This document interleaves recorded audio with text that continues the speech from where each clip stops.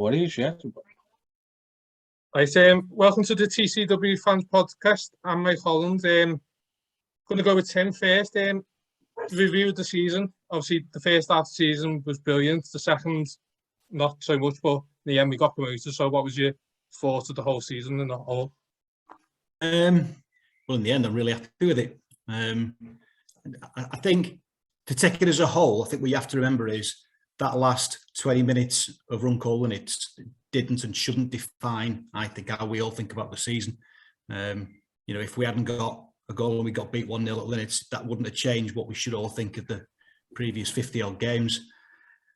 And I think, given the problems that we had, honestly, I think we had a great season. And I really do mean that. It's not just because we got promoted in the end that I'm able to say that.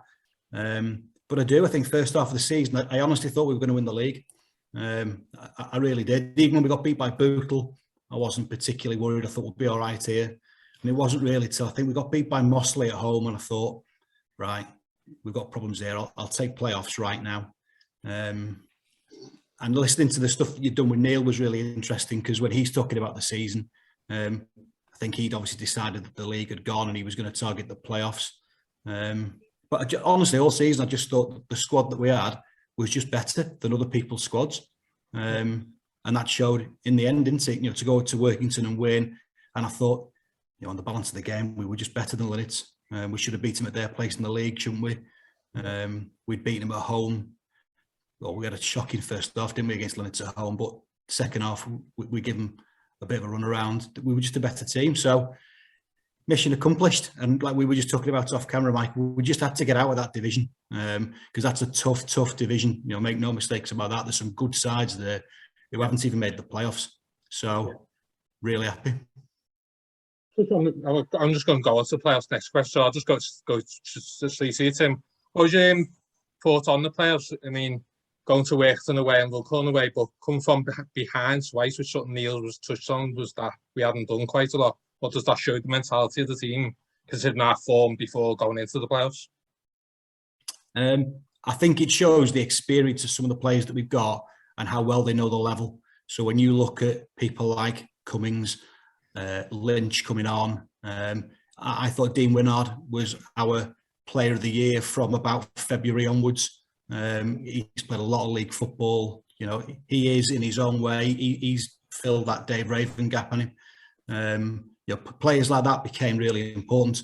Workington have got some experienced players as well, but we're able to add in the likes of Kenji and Watkinson and Riley, and they give you quality that perhaps other people just can't match. So the Workington game was the one I was nervous about. It's a long way to go to Tuesday night when you're thinking we could be on the wrong end of one here.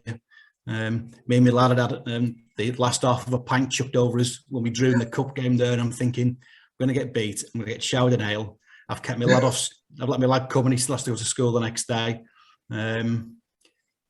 But the experience showed through, and I mean, even Kenji, you look at people like Kenji, Hughes, when he was in the team, these are lads who've dropped out of academies. They've been brought up, playing high pressure football alongside good footballers and against good footballers for big clubs, and they're used to being put under pressure. And it showed through in the end. So once we got through Workington, I was confident, and I don't mean that in any disrespectful way to Runcorn Leeds. So I think we're a smashing team with some really good players. Just with the players we've got at the club, once Neil could get them all on the pitch, I just thought we'd get through. Chris, what was your thoughts of the review of the season? How do you think we did this season? As far as like the start, I think like there isn't really any sort of adjective to say. Like the start was tremendous. It was the way we start, and as Tim said, like the talk around like the home games and stuff was, we're going to win the league here. We like at home, it was unbelievable.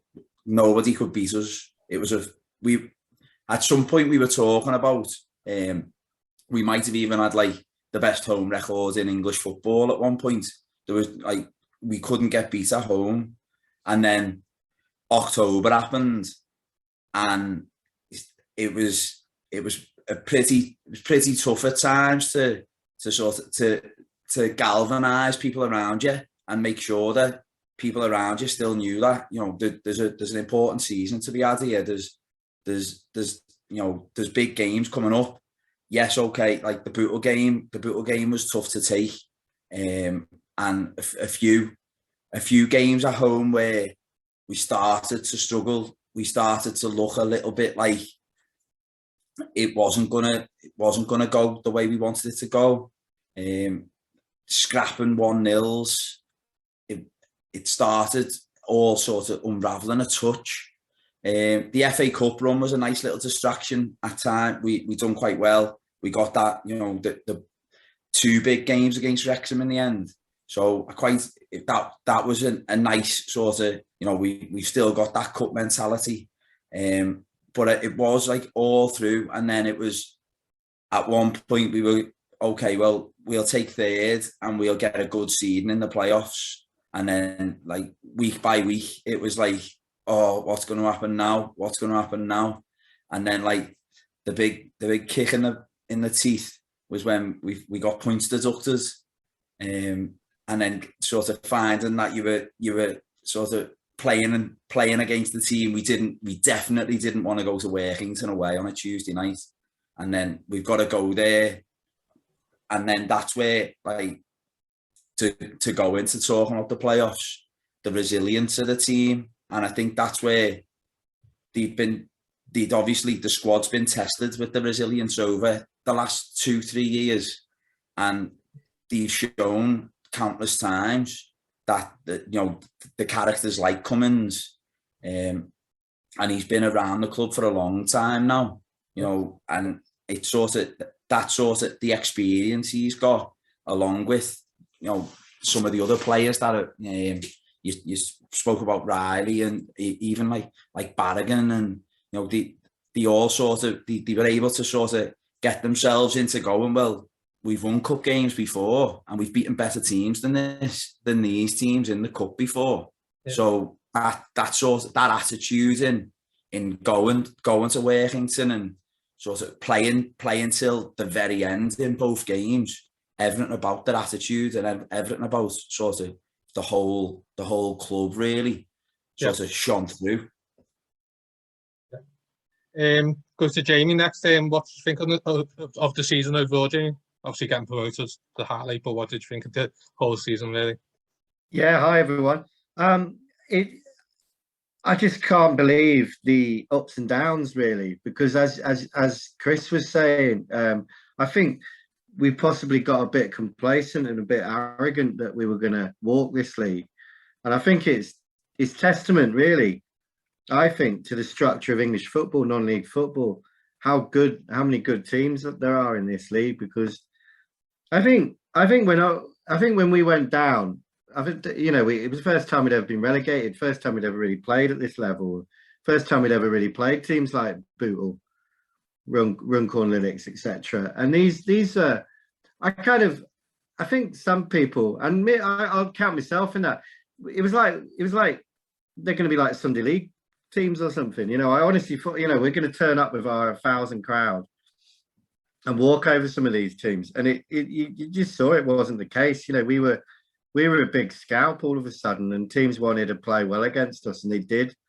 No more so than in that Bootle game. You saw the passion and the way they played against us and the way their fans were. So I think we coped well with being the big fish in the pond, really, that everyone wanted to get, because we were a scalp. You know, we were on the map after the Tottenham game. So I think with our crowds, it was. I think we coped well, and I think you're right. There were some good old heads there that dragged us through some of the tough times. Because you say you were confident going into the playoffs, Tim. I thought when we got the 3 points deducted, I just thought it felt like everything was piling up against us.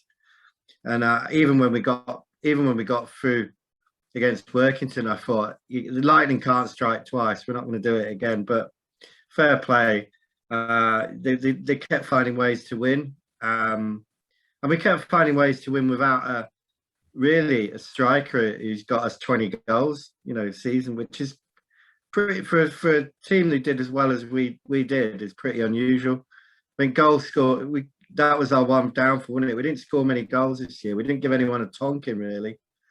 So I think that's something we need to look at for next season. But overall, it's been such a fun season. I think we've got to pinch ourselves sometimes. Well, us people who've been going 10 years and more, you look around and you're thinking, oh, this is a small crowd, and it's 800-900. It's, I mean, that's amazing. You know, we used to be there when there were 250, 300 people, and 450 was a big crowd. So it's been great. And do you know what? I'll never forget that. I think the first Wrexham game was the highlight for me. I thought we played so well in that game. How we didn't win it. We played them off the park in that game, really. And you see what they're doing now. You know, they could very easily be back in the league. Yeah. Big club, you know, with superstar backing. That was the day when I thought, blimey, you know, this club are going places. We've absolutely played a very good team off the park here with a amazing home crowd. So yeah, been some great days out, been some good days on the air with you guys. So yeah, I can't fault it really. Great season. Go with you, Matthew, next. What was your thoughts on the season this season? I think it was just your classic season of two halves, really, wasn't it? Like the first half, we started off so well and tailed off after about November. But you look after, like, things did take a bit of a turn, we started going down the table a bit. Some of the results we got in that time were actually really pivotal for us getting into the playoffs. You look at Glossop away and Northwich at home, we were getting 1-0, 2-0 wins. And with how the season ended, those wins sort of got us into the playoffs and ended up getting us promoted. But at the same time, we had some poor results as well, like Widnes at home and Colne away. Obviously, we had all the injuries and players leaving and stuff. But yeah, I think on the whole, the season's been a massive positive for the club. Like, everything's just completely transformed, like the atmosphere around the club, everything. So yeah, really positive. Looking forward to next season already. What were your thoughts on the playoffs? I know because you went both playoff games and you even went to Tuesday night one. I mean, what did you say about the mentality come from behind in both them games and obviously getting promoted? Because probably a lot of people write us off, didn't they, really? Yeah, I remember after the league game, everyone sort of stuck around afterwards to see who it was that we were going to be playing. And Workington were only managing a draw against Market Drayton, weren't they? And everyone was dull and completely giving us no chance of going there and winning. And yeah, we ended up going there and doing a job on them.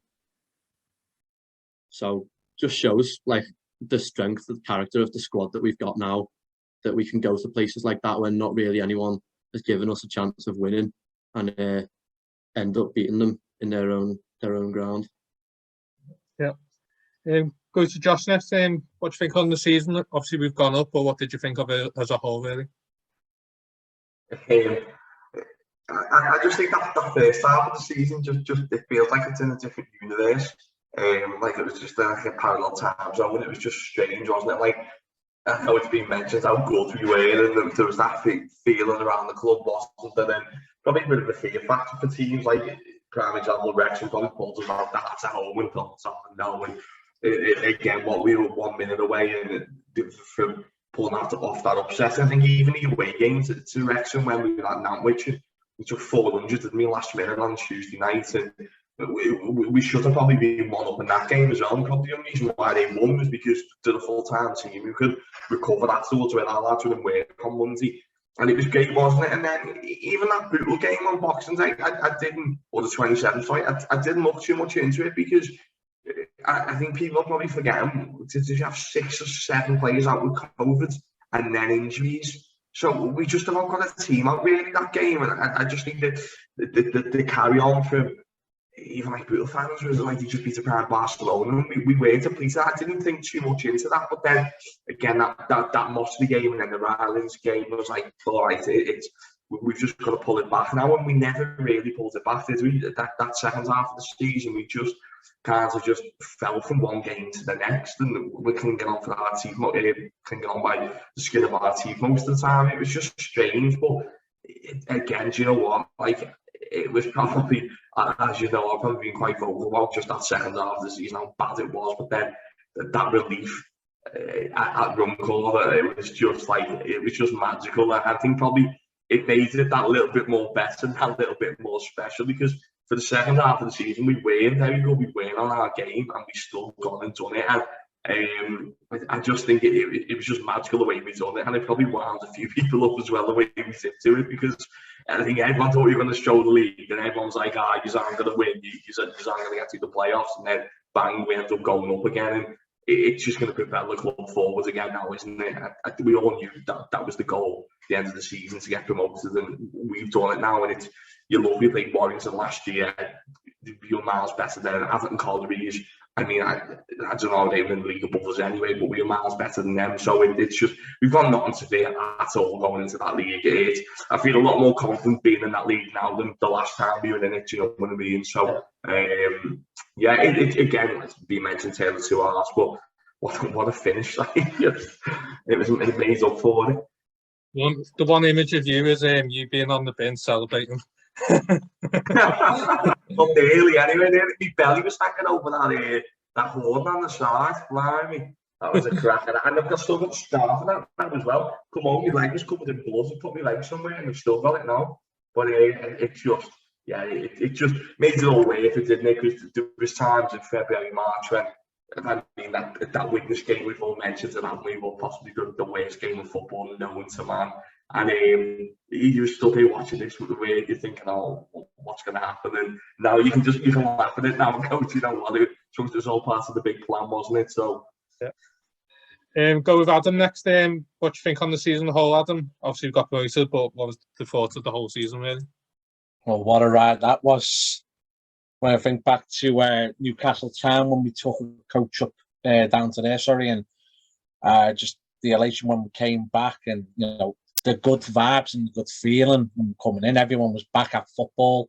I'm forgetting this is the first time really everyone was back, and we were able to enjoy going to a football match, and that feeling of euphoria, everyone coming in, you know, on top of the league with the win. And I know it was only the first game, but just everyone was in such a good mood, and that positivity stayed right throughout.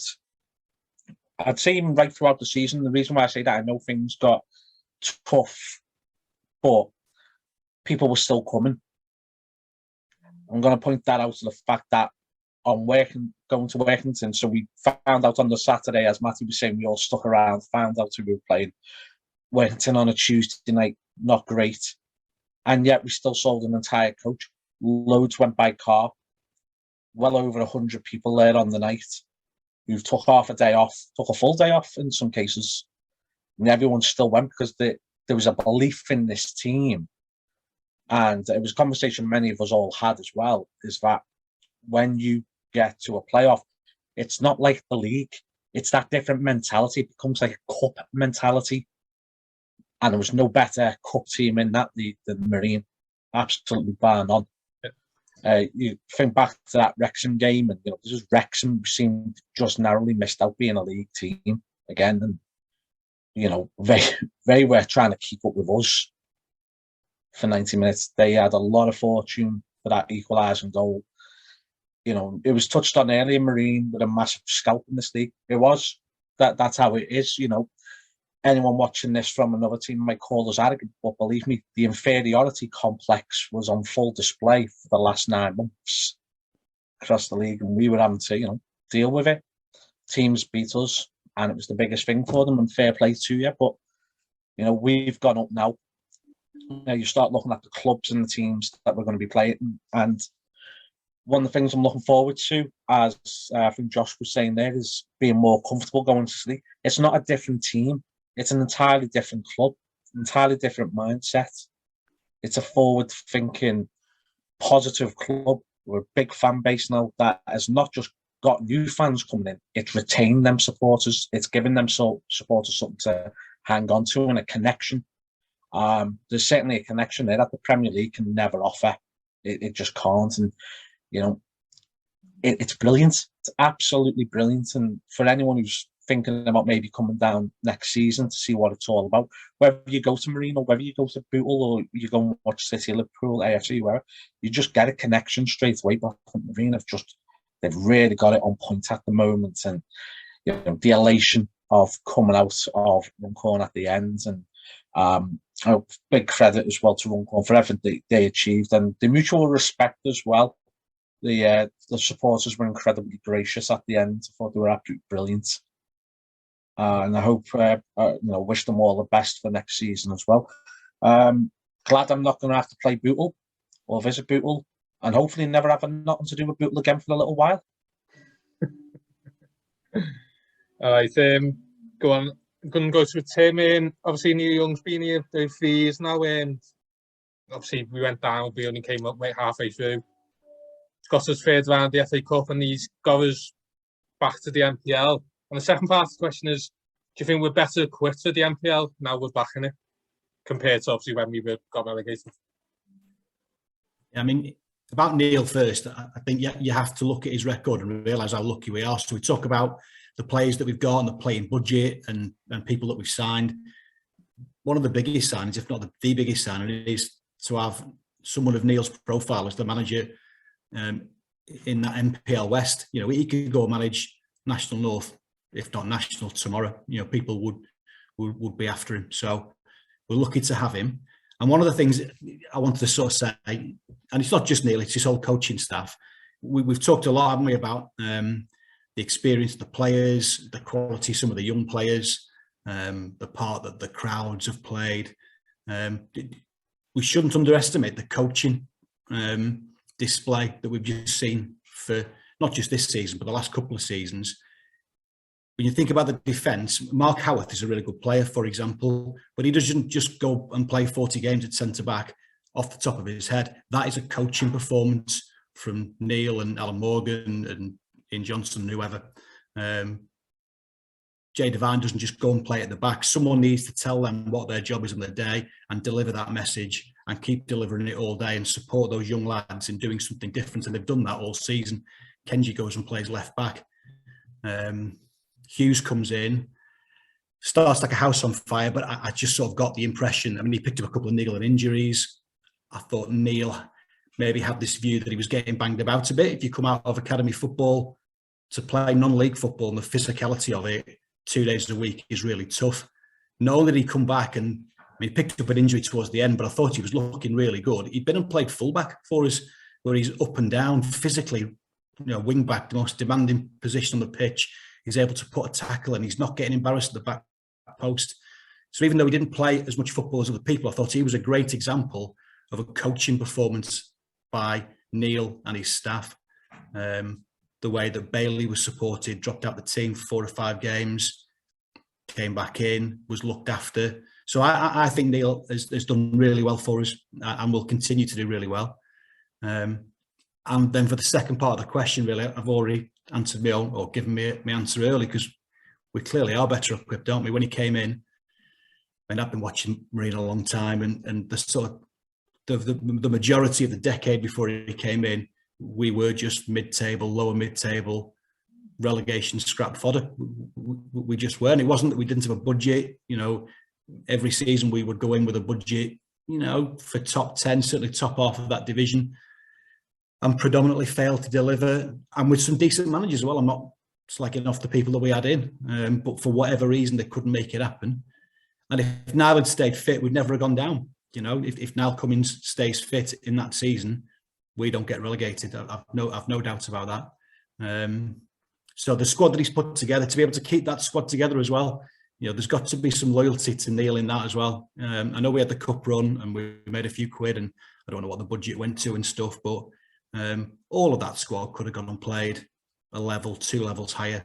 In fact, probably literally all of them from that cup run could have gone and played a division or 2 higher. I think he sets his standards. We saw him stick to his guns over Dave Raven, and Raven didn't like it. And I'm not criticising David Raven. He did what was best for him, but I liked the way that the club and that Youngie dealt with that and set his stall out. No, it's a contracted player. I'm not just going to let him go.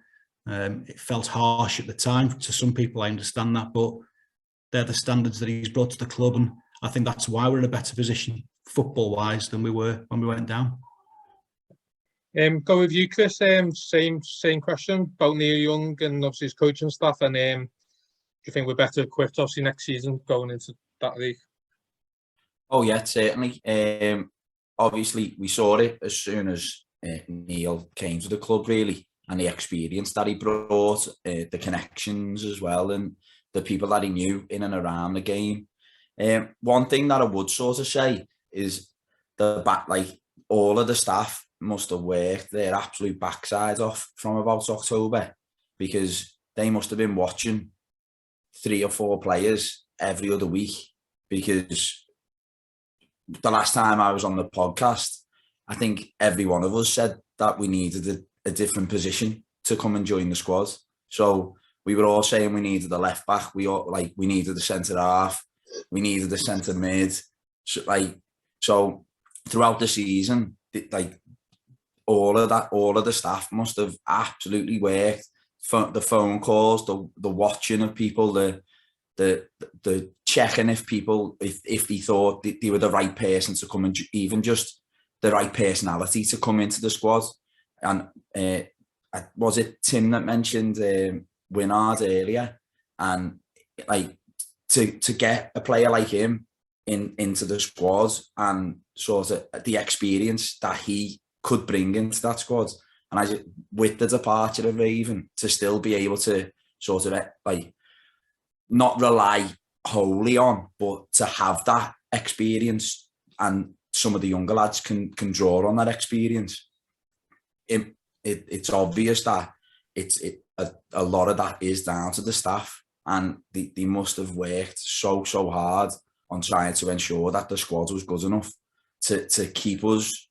I know we spoke about there was rough patches throughout the season, but if they don't work as hard as they did to keep the squad, and they must have, the training, how hard must it be to turn up to training knowing that you've been beaten by Bootle, that you've had some of these bad results. So to be able to keep turning up at training every week and keep coming back, as we some of these fellas, they're still having to go to work on a Monday. So just to have that in them, to be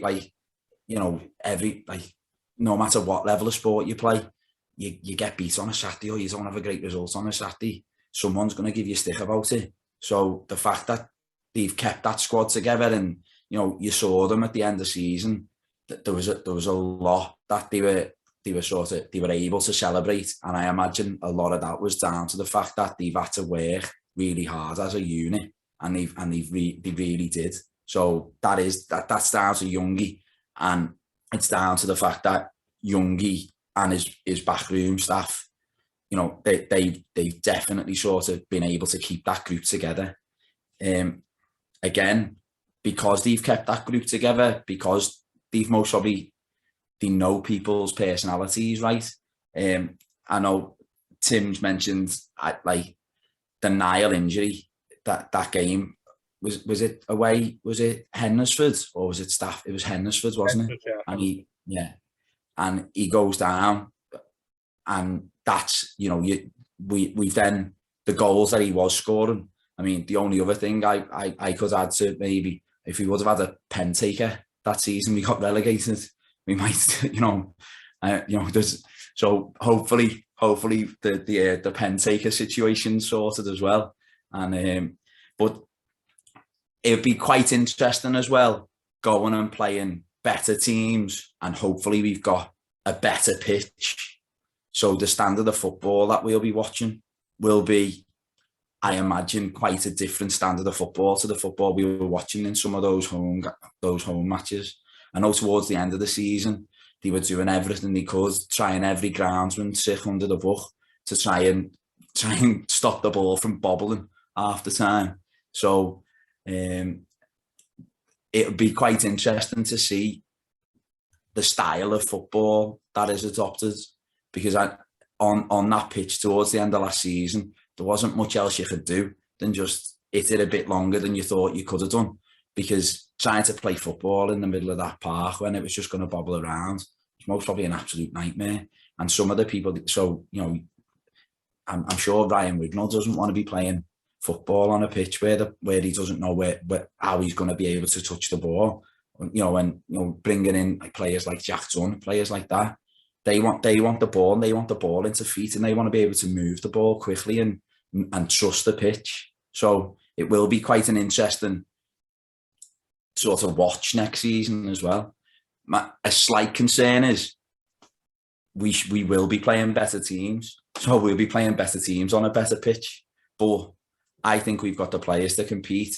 It'd be more than anything, we'll be watching a lot better football every week. So that in itself is something to take away, isn't it? So yeah, so go to Jamie. Yeah, basically just on Neil Young, and obviously, do you think we're better equipped this time, Lance? Yeah, I think obviously I used to cover Chester for a season, and the regard that Neil is held at Chester, he's a legend there. So I think when he signed on as manager, people were saying to me, "You've you know, Marine have got an absolute worldie there. You know that he's such a respected manager."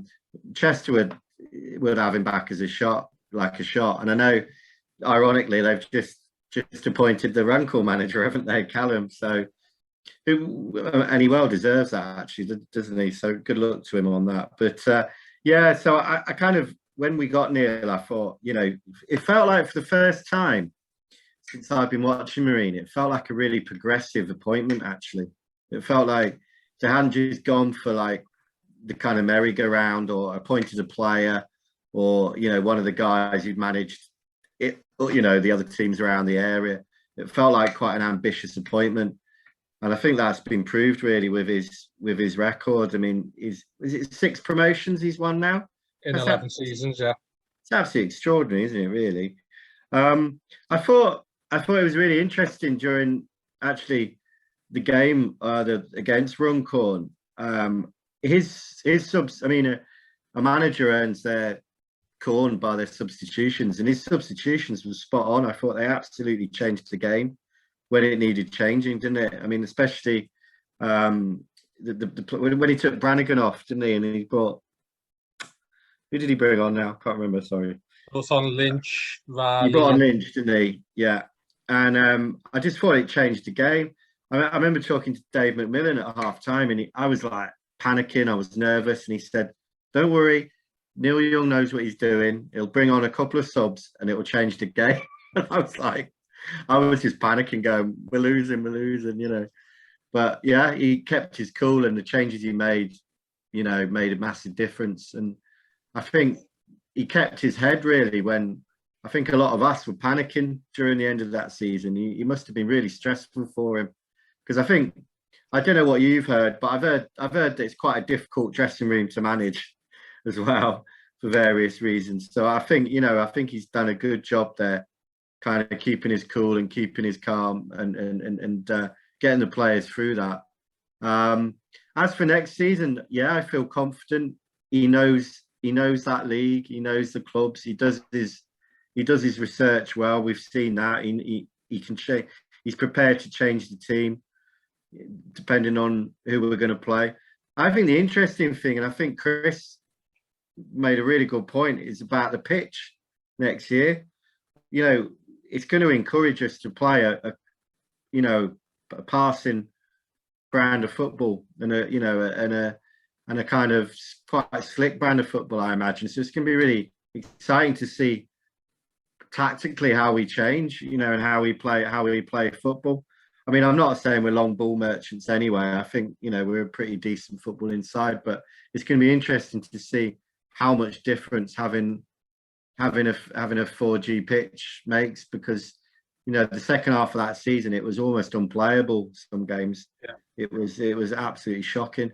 So yeah, I'm going in. You know, this and some great teams. We're, you know, back playing FC United, aren't we? Some old favourites. You know, your Whitbees and your Stafford Rangers. Some clubs we know well. So I don't think we've got anything to fear really. There's, you know, I think clubs, there'll be a bit of an unknown about us, to be honest. You know, a bit of fear factor about us. because we've come up, we're making a bit of a name for ourselves, and we've come up in quite a dramatic fashion. So I think, the teams are going to fear us and the momentum we have. So yeah, I'm confident. Yeah, same with you, Matthew. Just again about Neil Young's time at the club, and obviously, how do you see us? Do you think we're best equipped next season to go in that league? Yeah, as other people have said, really, his record speaks for itself. With the promotions that he's got, his win percentage while he's been at the club. I know we've been in like a lower division than previous, but it speaks for itself, that. And yeah, I don't think you could have found anyone better to get us back where we wanted to be than Neil Young. Admittedly, throughout the season, I have been quite critical of some of the signings, the likes of Dowling and goal. It just wasn't good enough for us. I mean, you look at when the Market Drayton goalie scored against us, that was it for me. I was just thinking, who's this fella that we've signed? But yeah, also Connor Teal, they just weren't good enough for our level. I know some of them have done better higher up the leagues. But yeah, thinking about next season, as Jamie was saying, teams are going to fear us if we can get back to anywhere near the level we were playing at the start of the season, because we've beaten Warrington the season just gone. We've beaten Atherton, other teams, South Shields, was it? We did them on penalties, Dunstan and that. Yeah. So teams, yeah, I think there'll definitely be a fear factor around Marine. It's just about finding that form that we found at the start of the season, and I think the pitch will be a big contributing factor if we're able to do that and like progressing in the league we're going into. Yeah. Going to you, Josh, again, just the manager, how you think the manager's done in the 3 years he's been here, and just obviously I think we're better equipped obviously when we were in the league before we got relegated, of course. I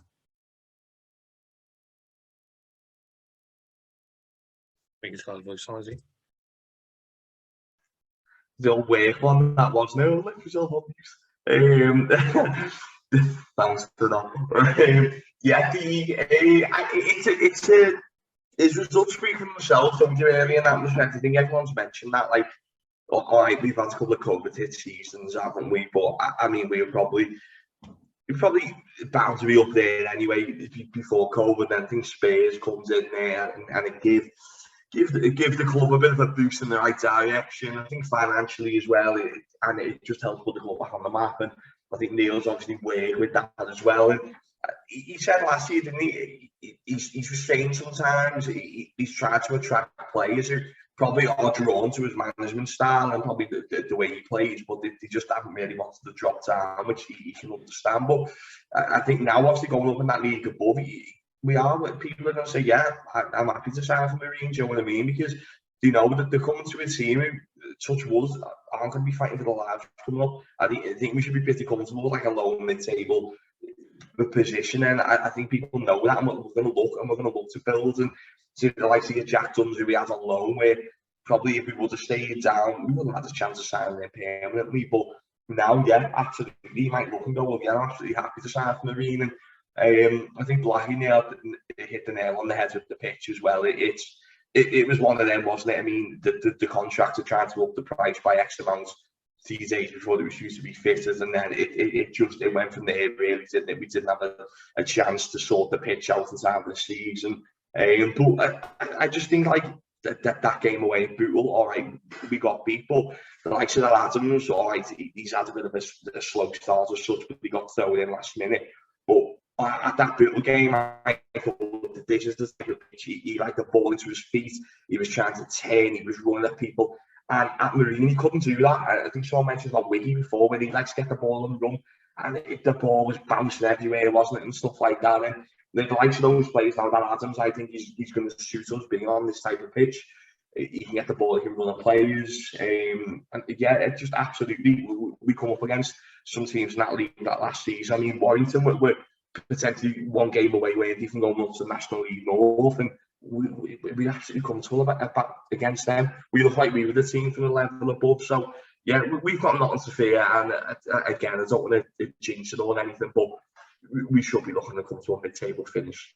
at least. And we've got the good thing is we've got the financial clout as well to attract them players where we probably didn't previously. And we've got that manager in charge who, people are going to be drawn towards them. So it's going to be a good season, fingers crossed. And I'm pretty confident, to be fair.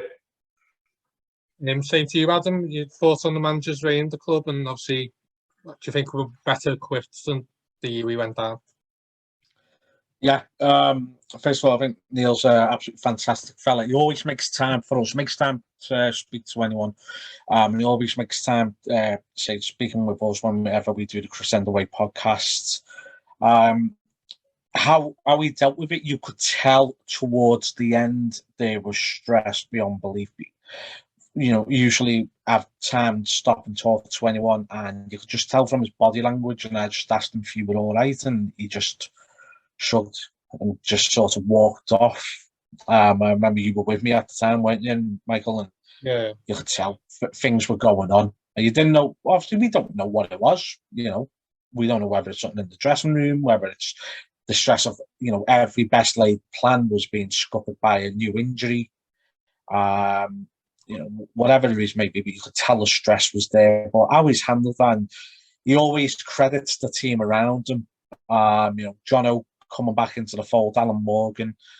There's a whole, you can tell, a very tight-knit group of coaches who all rely on each other to get through difficult periods and, rightfully enjoy the good times. I always think back to that very first game when Neil came in after Tommy had left, and I always remember when they were setting up for the warm-up, and everything just felt so much more professional. The way the cones were laid out, the drills and the warm-ups, and everything just felt like, it was a bit more prim and proper. And then we've been on the team coach this season, and we've seen how Neil and his coaching staff, how they prepare for games and the amount of information they do. And they take it serious. Anyone, this is, as close as to professional as you can get in a semi-professional environment. It really is unbelievable, the preparation that goes into each and every game. In terms of going up, and I was saying it before, it's not the same team. It's not even the same club anymore. Everything's changed in this club. The mindset has changed. The bodies through the gate have changed. The fan base has changed as well.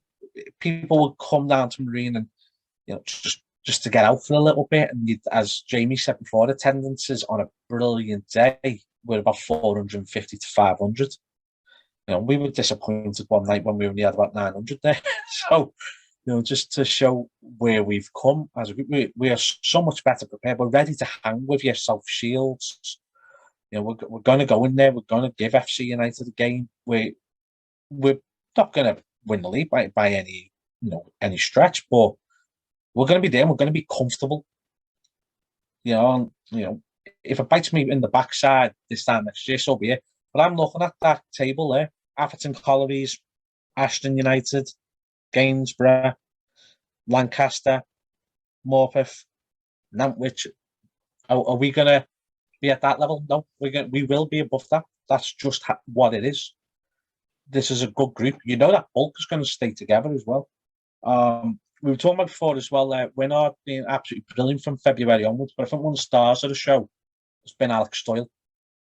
And Alex Doyle has just gone so far under the radar because he's a no-frills footballer. He does all the sort of the dirty stuff. He goes wherever, sacrifices his game if he's asked, ups his game if he's required. For me, I love the fella. I think he's absolutely brilliant, absolute star for Marine. Looking forward. I'm looking forward to the trips as well. Whitby against South Shields. We've got some local games. I'm looking forward to Hyde as well. Hyde's got a great setup. Ex-Marinette, Liam Tungi's there as well. He's done absolutely brilliant there. So, really looking forward to getting going again. Yeah. Going to you, Tim. Obviously, looking at the playing staff now, obviously, I'm not going to ask you to get rid of anything like that, but who do you think's the most, the big players that you keep? Obviously, Cummins is maybe one now, 35, that he's going to sign a contract. And what are the improvements in the team in positions, really, would you like to see, really? I think at the end of that league game, I think Niall did a bit of a lap, didn't he? And it had all the looks of Niall saying this might be the end. So, and I don't know that. No one said that to me, but I just wonder whether he might either call it quits. I think he's been struggling with his ankle a lot of the season, or whether he might just go and play somewhere else. If he stayed, I'd be really happy. I think he's still got a part to play if he wants to, but that's what it looked like to me. He was having a bit of a one trying to say goodbye. If they kept the entire squad, I don't think there's anybody in that main squad at the minute who couldn't play a part in a playoff pushing MPL Prem squad. So I wouldn't. I genuinely mean this. There's nobody in that squad who, if they put out on Twitter in half an hour, he's re-signed for next year, I'd be thinking, dear, I don't fancy that. I really mean that. The gap is obvious. There's still a gap at centre back because Miley was still on crutches 4 weeks ago. He was still wearing a boot at the playoff final. Is he going to be 100% fit for the start of next season? You'd be surprised, wouldn't you? We've heard what I think about Winard. I think he's been outstanding, but I don't think he's been 100% fit any time we've seen him all season. I think he's got through because he has a bit of that narc about him, doesn't he? He's got through on adrenaline and anger. He gave Bailey a right mouthful in that playoff final when Bailey tried to call him out on something, and he turned around and he gave it him. And he's got that about him, and I loved it. There's a decision there in the for Dean and for Neil Young to decide, is he fully fit? Is that the way we go? He obviously fancies young McNally to put him on a contract for next year already when he's played about 3 or 4 games. Speaks volumes. I've liked Ollie Muir. Ollie Muir is well thought of in that local football as a young lad. He's come out of Blackpool's academy. He's a good young player. But there's a gap there for me at centre-back. So he'll want to fill that. And at left-back, I think White, the longer he's played, the better he's done. When he first came in, I think he looked a bit rusty. He hadn't played a lot of football. That's true of a lot of the players that we had to bring in. So you could argue there's a space for some competition there at left-back. And I think one of the things with Neil is he's obviously well connected. And you talk about the players that he brings in. He has brought a lot of players in who he's then said they're short of football, but that's because he's bringing players in from a higher level. And he's obviously not wanted to bring people in who weren't capable at full up to full speed of playing easily at MPL. So yeah, they have needed a bit of time. Some of the loan lads that have come in, I take Matthew's point about Aidan Dowling.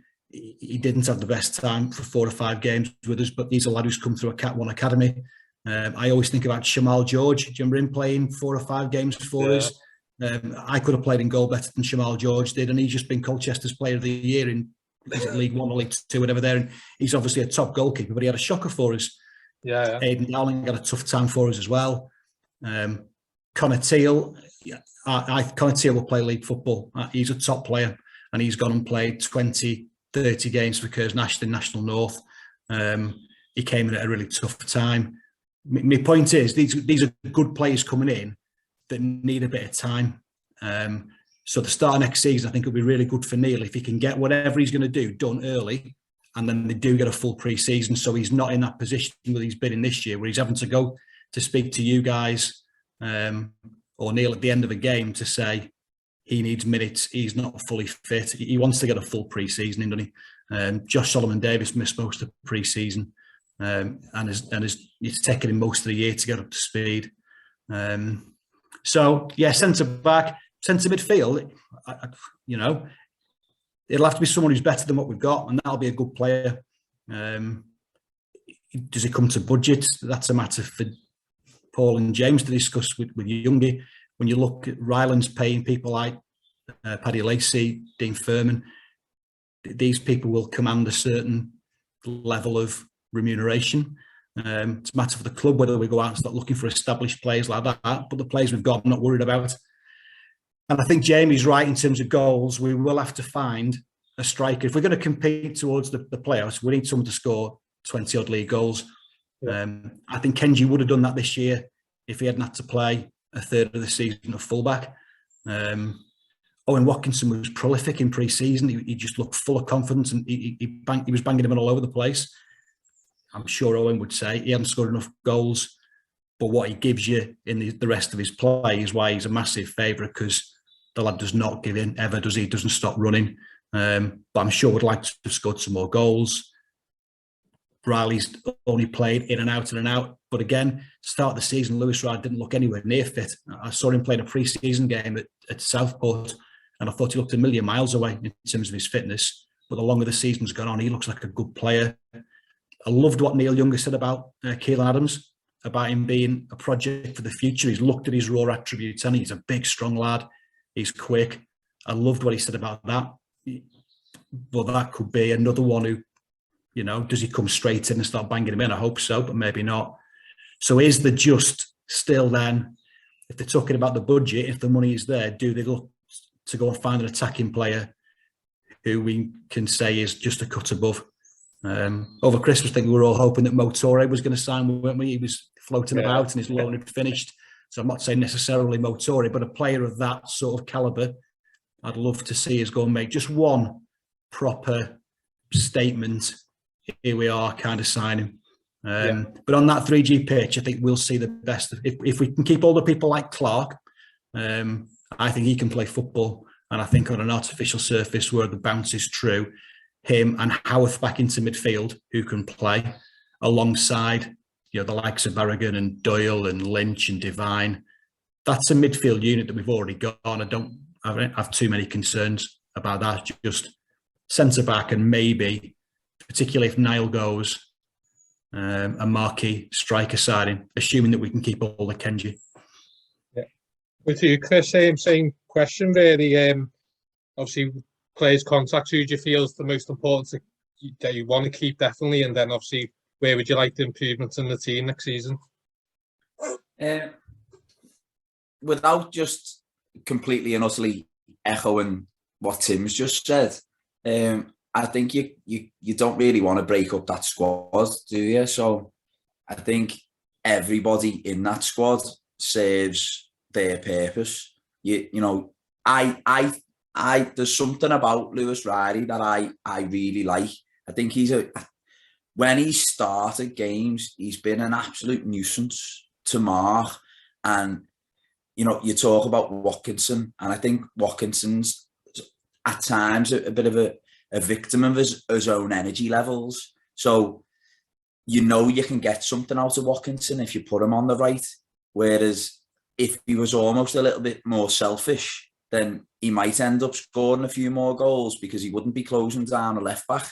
He wouldn't be trying to run away from the ball to try and create space because you know you're going to get that sort of effort out of him. The manager most probably is sort of willing to say, well, yeah, we can set up with Watkinson on the right here, or we can set up, he can do a job for us somewhere else. So, but there's just something about Lewis Riley that he started the game, most probably March time, I think it was, and he was just an absolute nuisance.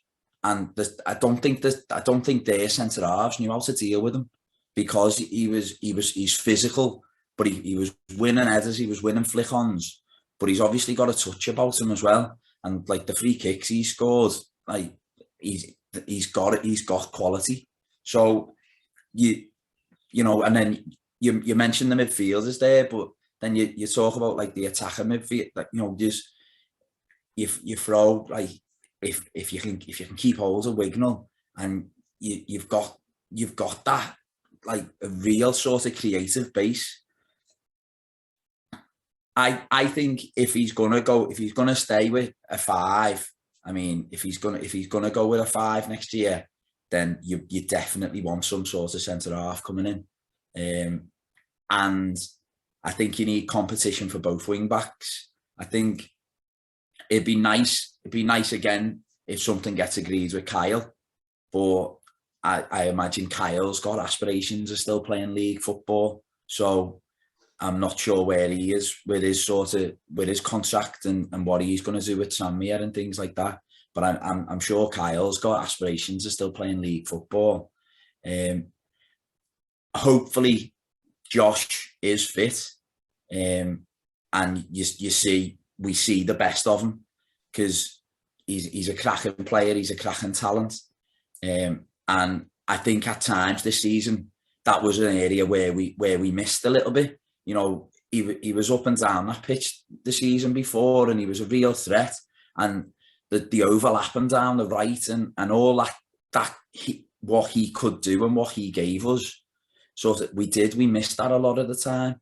And so hopefully we get, we keep the full-backs and the wing-backs we've got, but a nice little bit of competition or somebody to come in and just strengthen in that area would be great. And then, I think in this league more, I think in every league, goals cost money. We've seen it at the very top end of football in recent times. If you want a goal scorer, if you want someone who is going to challenge for leading goal scorer in a league, you've got to pay money. You've got to pay big money generally, because goal scorers know their worth as well. So they know how much they're worth, and they know that they could go somewhere else. You've only got to look at Warrington. If you think you're worth another £100 a week, you're knocking on doors of a few people who might be offering a bit of extra money. And fortunately, we have got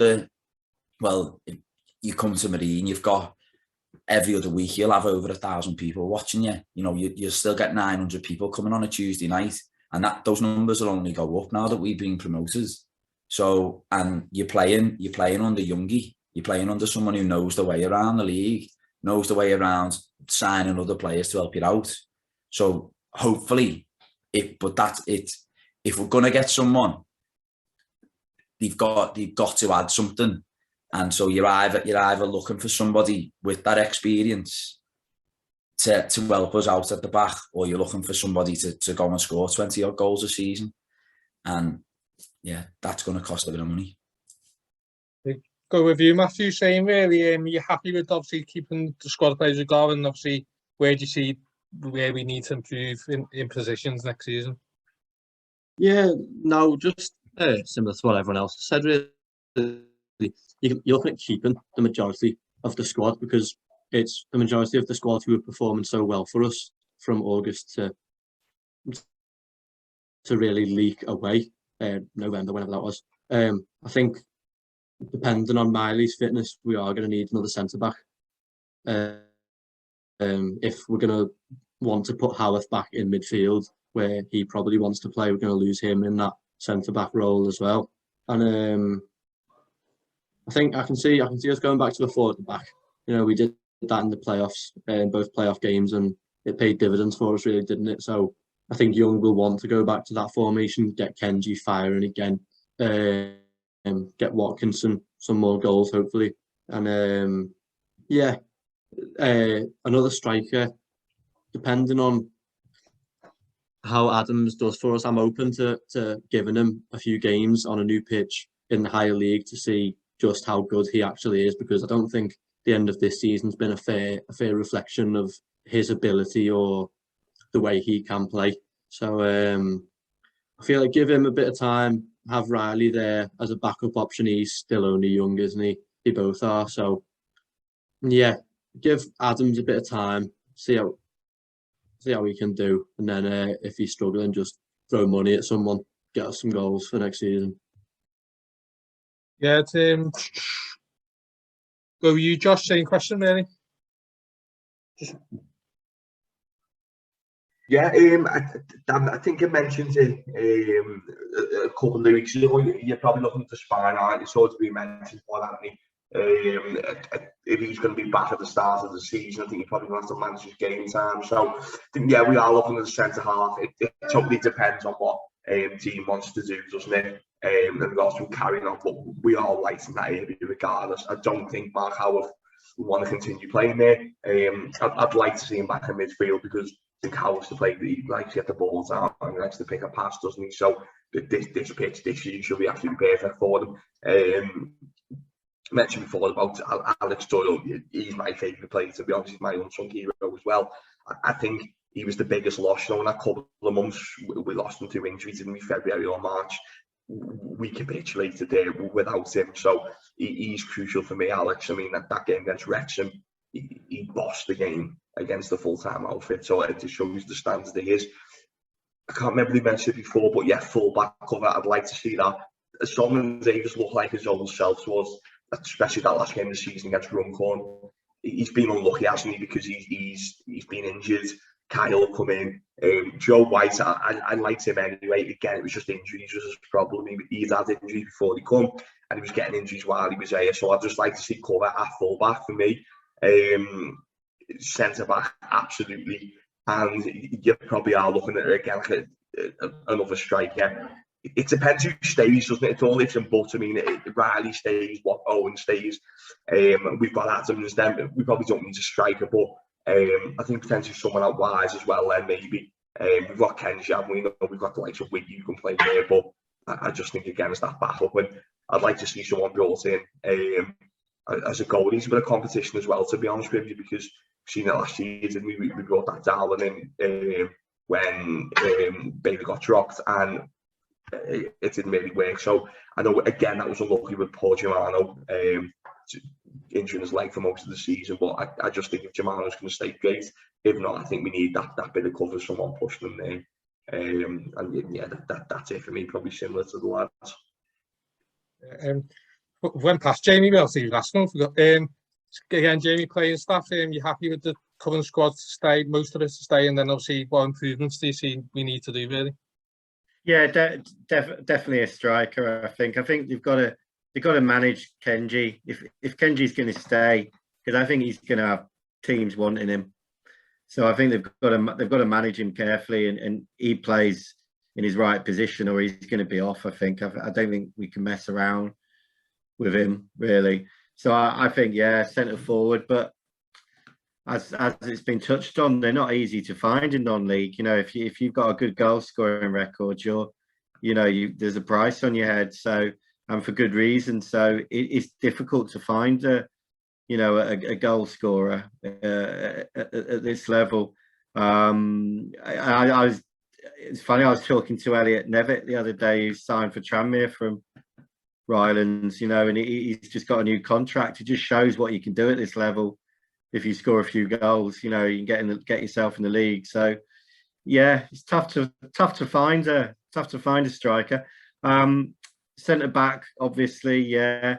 But midfield, I think, is where we're strong. I liked Clark. I thought he really played well when they brought him in.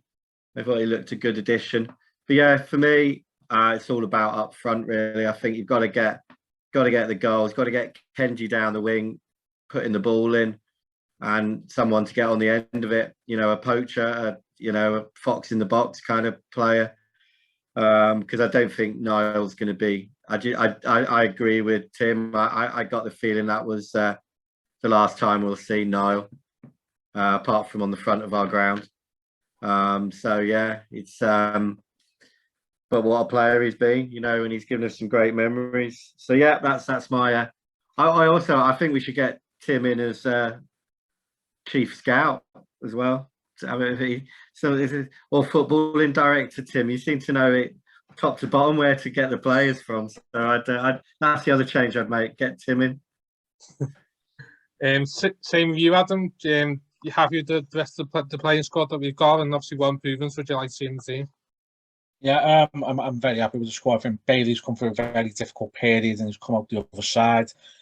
Josh Solomon Davis towards the end of the season, he's back to playing with the match sharpness and the levels that I remember before he was injured.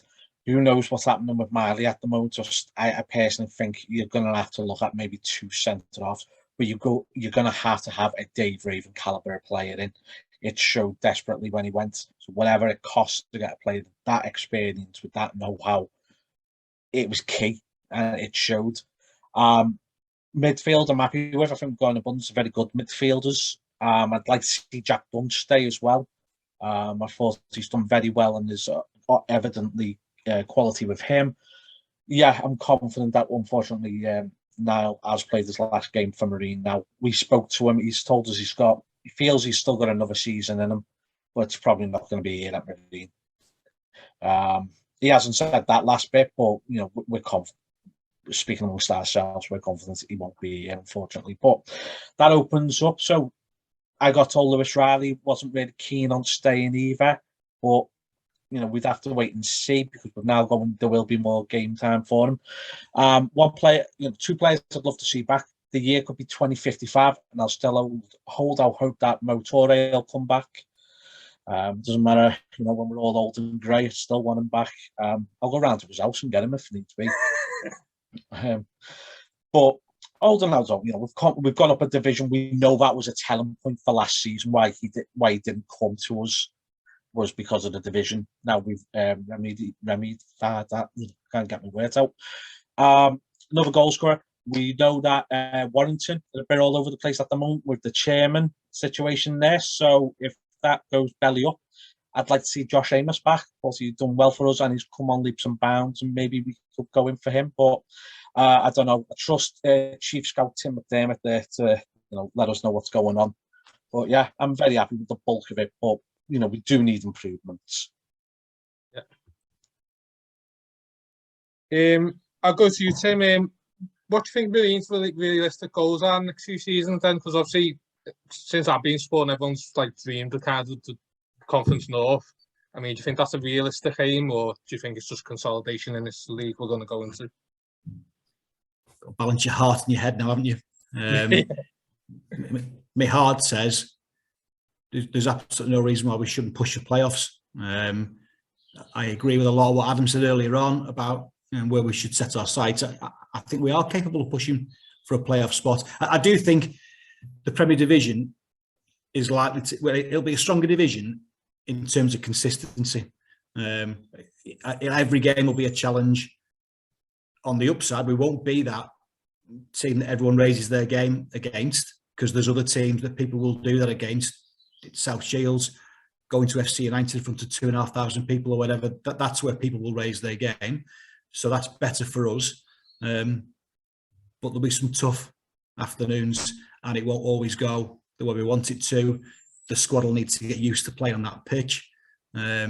So my heart says definitely push for playoffs, see what we come to. My head says top half, top 10 and consolidating the division.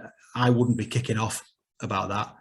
I'd be really disappointed if we got, and if this will happen, if we end up finishing 12th or 13th, there will be people saying that we need to change, the club needs ripping out from top to bottom, the manager needs to go, the squad aren't good enough, and all the sort of emotional reactions that you get to defeat, which I understand because sport's an emotional business, but just a little bit of sort of reality check.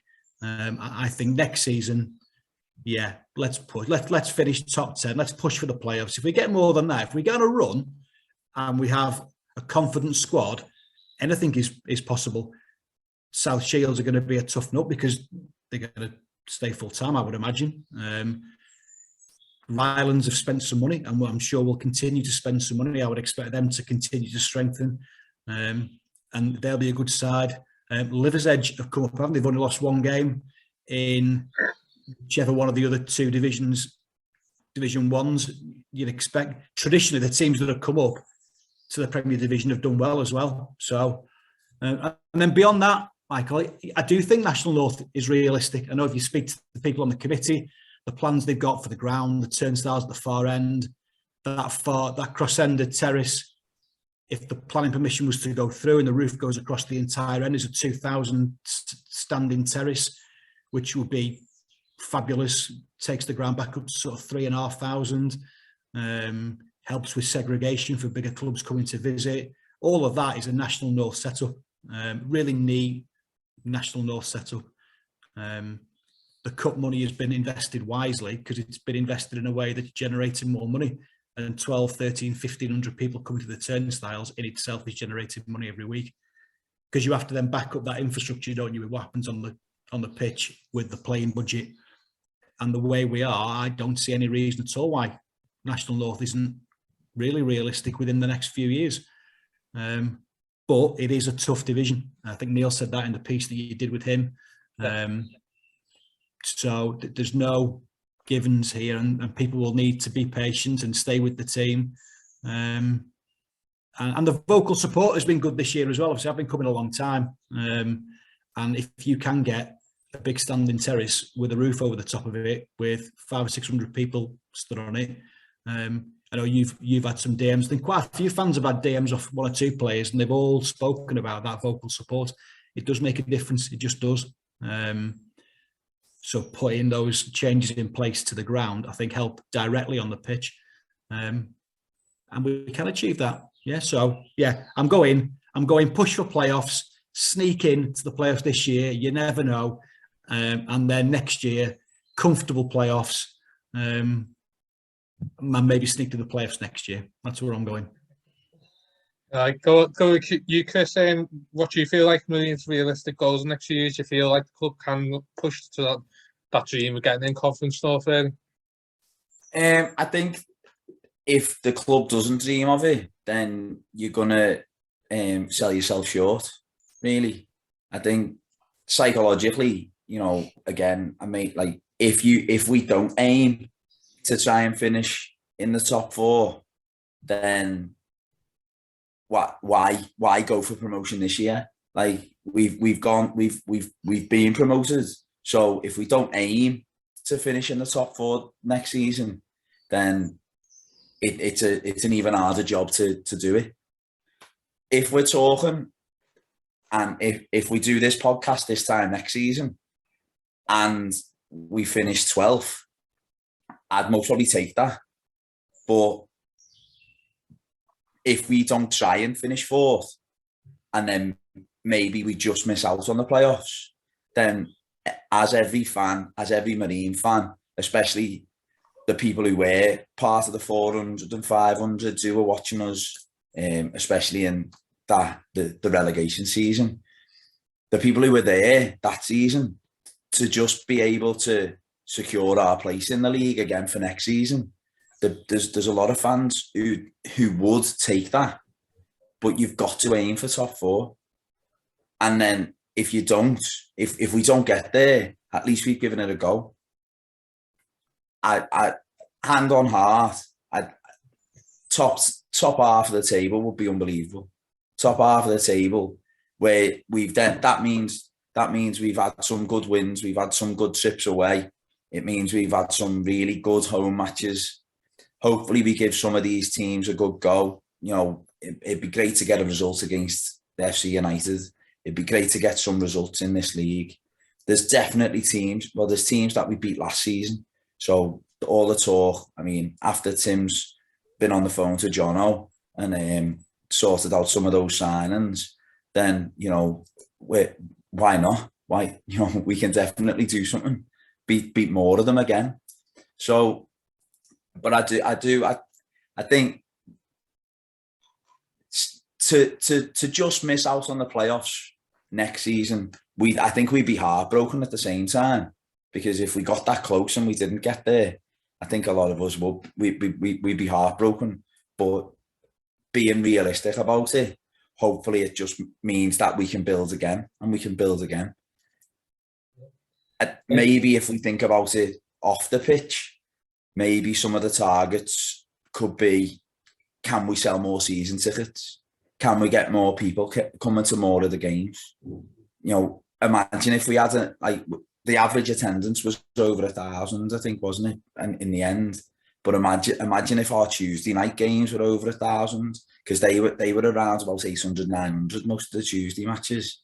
So if you got your Tuesday games to over 1,000, and then can we sneak 1,400, 1,500 on the Saturdays? Maybe that's a bit of it. Maybe that sort of target, rather than on the pitch and setting targets about teams that God knows how many players Warrington are going to overpay. We at least we can making sure people are coming and people are watching and people are contributing to the club and making us even more sustainable moving forward. Go with you, Jamie, again, saying what you feel like the realistic goals for Milan next few seasons. I don't really want to think about realistic goals. I want to think about unrealistic goals. I think we can be confident going into this, and there's a couple of reasons. I think if you look at Buxton, I never thought, are they a massive club? Are they a big club that's gone up? Are they bigger than Marine? I used to see They were always in the Northern Premier with Marine back in the old days. So, you see these clubs, and I can't see a huge difference between them and us, really. For me, it's always the clubs that do well are the clubs that get the crowds in, and we're getting the crowds in. And if we can play good, attractive football on a good pitch and start winning at this level, we're going to get more crowds in, and that'll snowball, I think. And that to me is the key. It's the clubs that have that income coming in all the time that do well, can sign good players and can attract good players. If you look at who goes up in non-league, it's quite often the teams with the biggest crowds. So the other reason, I thought I look back on past years we've been in, there's quite often there's been, one of those ex-league clubs trying to go up. There's been a Halifax, or there's been a Chester, or there's been one of those big clubs that are sort of building their way back up. I can't see anyone like that, really. Who are built, like the way Stockport have done, culminating this weekend. So I think you look at that league, and it's a league full of teams that are kind of, no one really stands out to me. I know there's teams that are spending money, and I know there's teams with good setups, but if you look at the historic names and the size of the clubs, I think we can be confident we can be up there. We've got the support. We've got a forward-thinking board at last, which we never had when we had before. We were quite happy to finish mid-table. And it feels like, as Adam says, it feels like a different club now. It feels like a club with ambition, and a club which could actually grasp, the nettle and actually look to challenge, I think, rather than just kind of survive, which has always been the key word. So yeah, I'm confident. I think there's no reason why we can't go for playoffs if we get the right players in. Neil's got the experience. He's got he knows how to get out of this division. So why not? Let's think big. Let's dream big. I mean, if you said to us a few years ago we'd have played Tottenham Hotspur and we'd be getting 1,500 people in to our ground, no one would have believed you. So why not? Let's just think big and be positive, and it might happen. Same to you, Matthew. What do you think our goals in the next few seasons will be? Realistic or unrealistic? What do you feel we can achieve? Did that for you, Jamie? With the group of players that we've got and the levels they were hitting, I've said that a couple of times now. Some of the teams we've beaten that will be in the league we're going into. Why should we be scared of any team? If we can get back to that level that we were playing at, it's a big if, but if we can, on a good pitch, a good surface, I should feel confident pushing for the playoffs, at least the top half of the table anyway. As for some of the other clubs in the league, I've only been supporting Marine for about the last 5 years, and the majority of that has been in the Northern Prem West. So I'm not altogether sure about some of the clubs and some of the teams. I haven't been to a lot of them, so I'm a bit unsure about how next season's going to pan out. But I'm hopeful, and I am confident with the group of players that we've got that we can have a really good go at it next year. Yeah. Josh is still with us. You were still with us, Josh? Go on, I'll go you, Adam. Yeah, I'm here, mate. Sorry, I've had to switch my camera off. Settling me little lads in bed.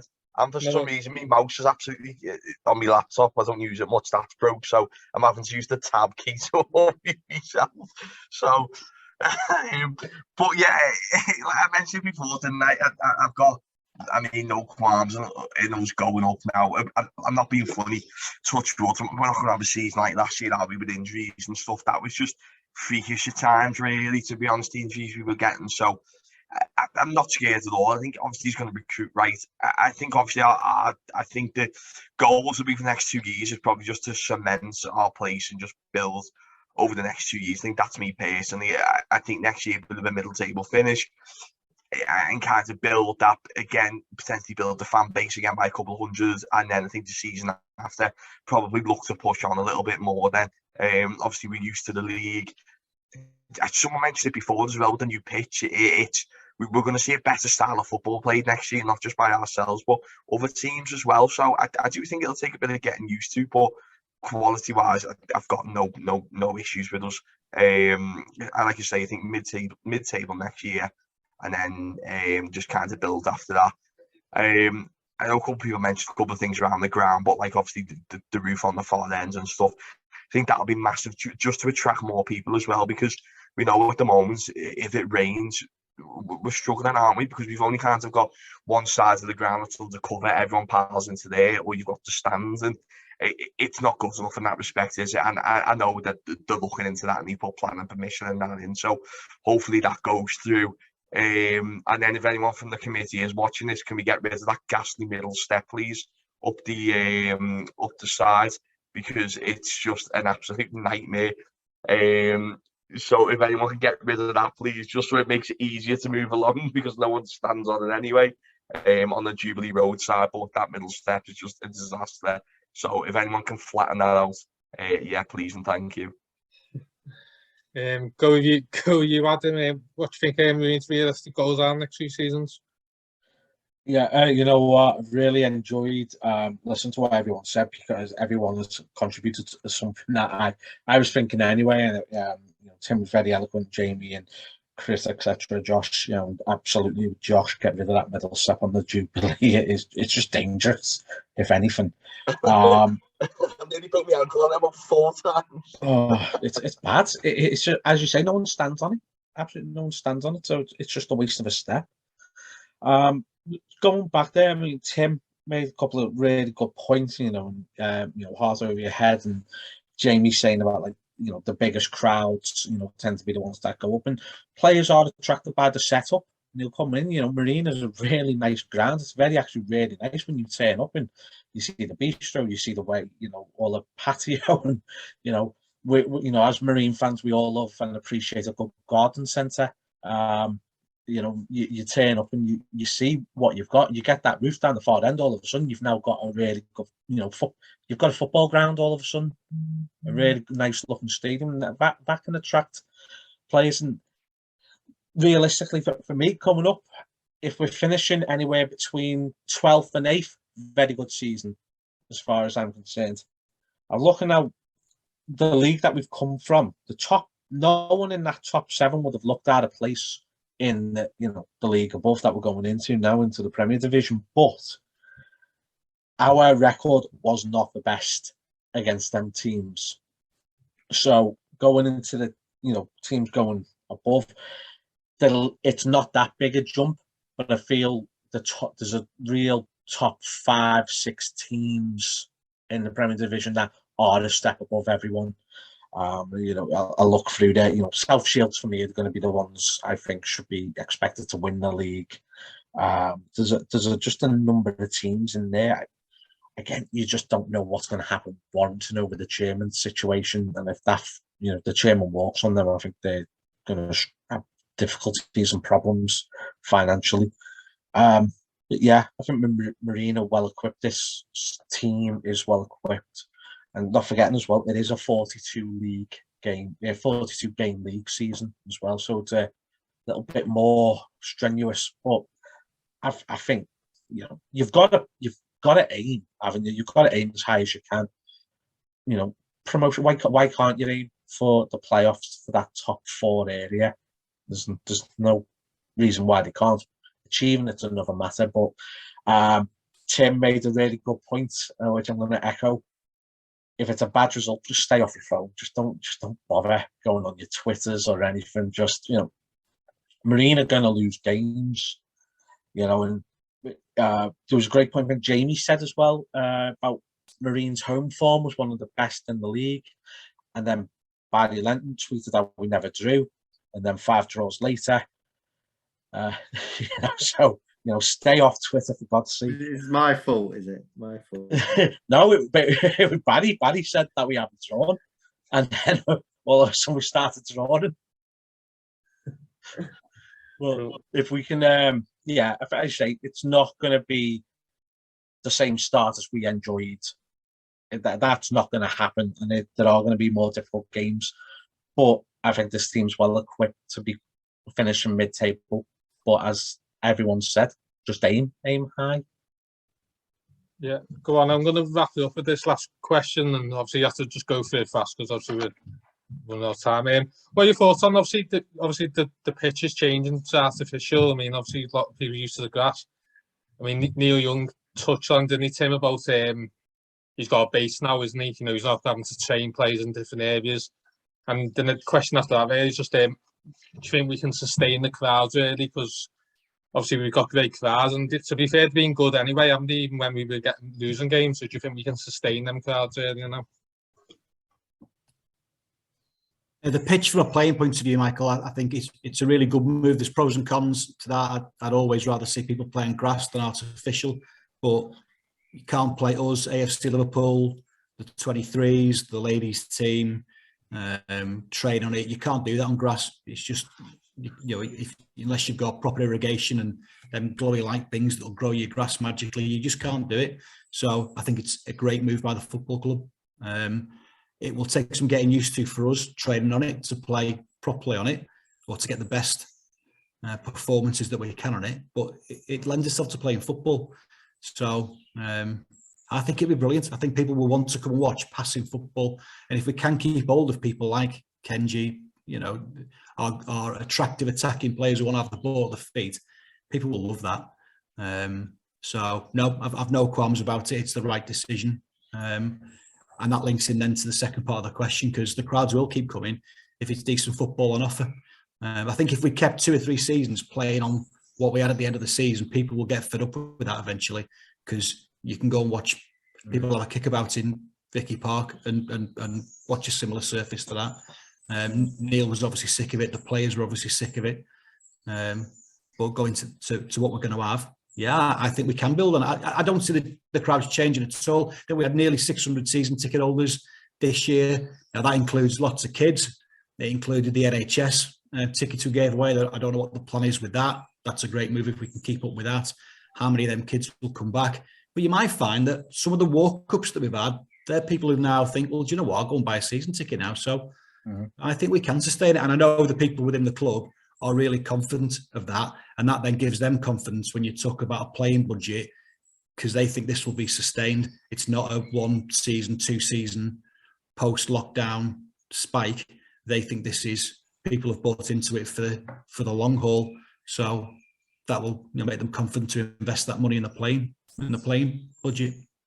Yeah. Same questions to you, Jamie. Really, just how do you feel about obviously going to artificial, and do you think we can obviously sustain the crowds that we've been getting in the last year? Yeah, with the crowds, it's interesting. You know, I used to not be embarrassed, but I remember, you know, you said you're a Marine fan and you go and watch Marine. People would sort of smirk and chuckle a bit. But I've noticed this season, I've said, oh, you know, I go to Marine, and people have said, oh, I've got a mate who goes there, or my cousin goes there, or I know someone from work who goes there. It suddenly feels like people are going, and people know people are going. It's become a sort of thing that football fans do in Liverpool. And so I think I can't see any reason why. I think the football will be better, which will help. To be fair, as people have said, it was quite surprising the way the crowds kept the same, really, despite we had our bad patch. And that was really heartening to see. So I can't see why people aren't going to stick with it. You know, the prices are decent. I think it's become, the ground itself has become much more of a fan-friendly place to come. You know, you can come and have a beer. You feel relaxed, and you can have a beer inside. It's become a social thing for a lot of people, which I know some fans are a bit funny about. I know I've talked to a few older fans who said, oh, you know, it's just a day out for some people. But, you know, I think you've got to offer something to the casual fan, because there's so much competition in Merseyside. You know, we've got to offer something to these people who, you know, would normally go to Liverpool or Everton or Tranmere or whatever. So yeah, I'm confident things will sustain next season. I think the pitch is a great move. I've seen it happen at other non-league clubs, and it's really worked. You know, it becomes a real community resource. And you know, a lot of the players like it. It's I think, you know, when you see how Kenji has controlled some of the balls on that pitch this season, I've no idea imagine him running down the wing with a ball that bounces true. You know, it could be a sight to behold. So yeah, I'm confident, I'm happy, and you can't wait for it. And I think the support has been the best thing for me. Just being amongst like that crowd at Runcorn or the crowd at home to Wrexham when those goals went in, it's like nothing I've ever experienced at Marine before, and I'll never forget it. So bring it on. Same question to you, Adam, really. Just about the new pitch, and obviously, how do you feel about, can we sustain the crowd that we have been getting the last year or so? Yeah, I mean, I'm a grass purist, but as Tim touched on earlier as well, it's pros and cons, and the pros massively outweigh the cons of it. You know, it's going to be a hub. Neil spoke very passionately about having it as one hub for all the teams, for him to be able to get in there, to keep his stuff there, that he's not to wait for anyone to come on or come off. You know, it is a home, and if we can do what we done last season in terms of that first half of the season, we've had the performance where we put in, whilst having to go here, there, and everywhere to train and to prepare for the match, and we can do it at home in our environment. And I can only see positives from that. I love football on grass, but it is what it is. You're going to have a number of teams. It's more revenue for the club. You're going to have the under-23s playing on a Friday night.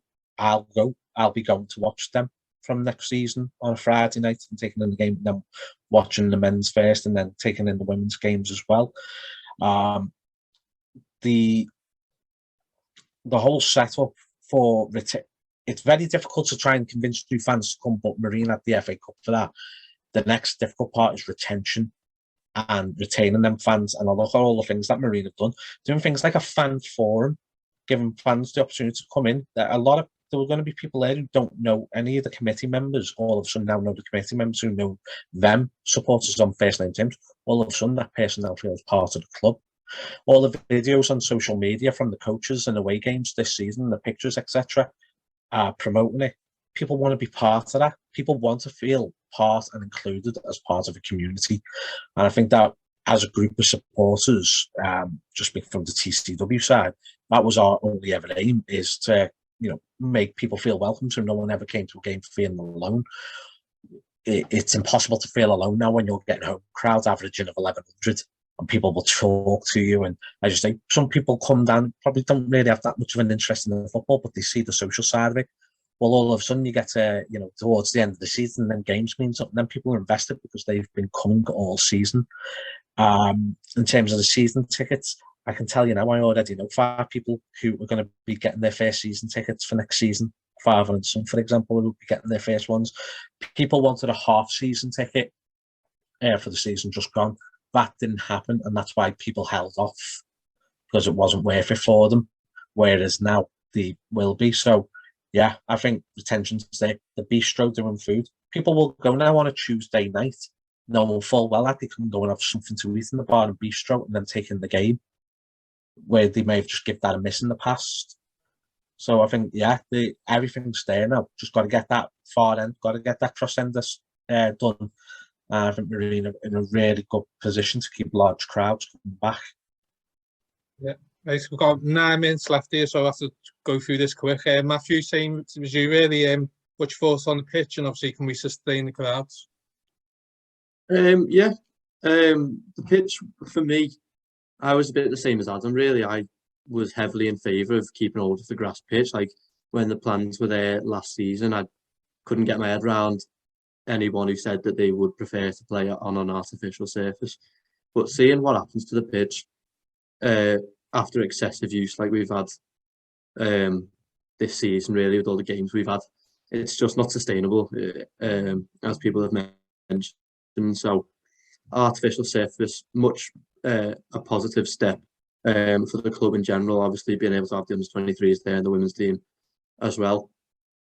And in terms of keeping hold of the crowds, I think one that sticks in my mind was Mossley away. We did it on the train, and coming home from Manchester, there was a lad on the train, and we just got talking, and he said, "Where have you been?" We started talking about Marine, and he'd been to a few games himself this season, and he knew lads that were going.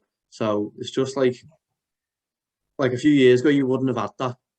And I think it's just a testament like to the work that's been put in recently, branching the club out there on social media, I suppose as a result of the Tottenham game, really. But yeah, I feel like we're in a much more, like, a better place, much more exposure around the club, and people will hopefully keep coming back next year as well if we can get some good results on the pitch. Yeah. Go with you, Josh.